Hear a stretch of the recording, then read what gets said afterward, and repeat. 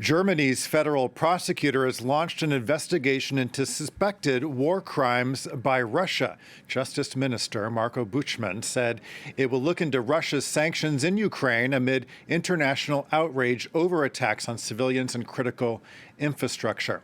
Our correspondent Emmanuelle Chaze is in Berlin. Emmanuelle, what can you tell us about this investigation?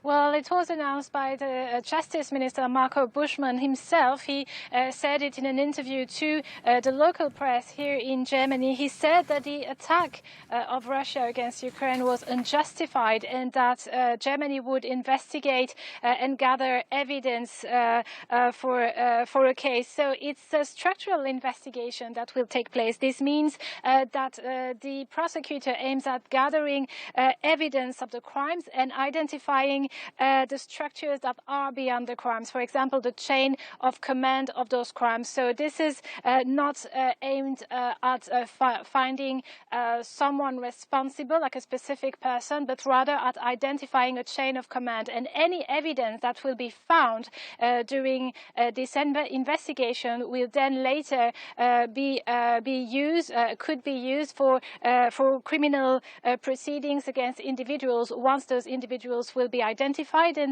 And Germany's federal prosecutor's decision comes from evidence that has been obvious over the past few days: the cluster bombs used by the Russian army, the bombings of a residential area, of humanitarian corridors, and the attacks on gas pipelines and nuclear waste sites and power plants, for example. Well, Emmanuelle, this isn't the first time that Germany has launched such an investigation.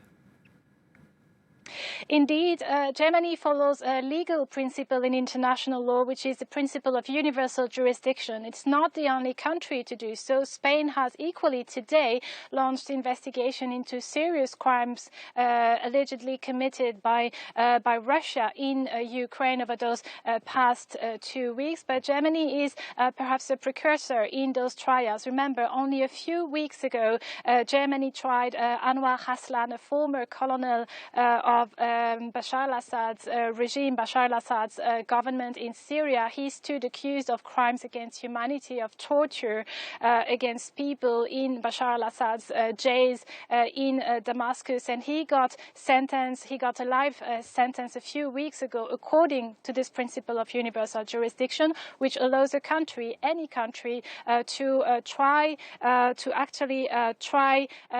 people regardless of their nationality or regardless of where the crime has been committed.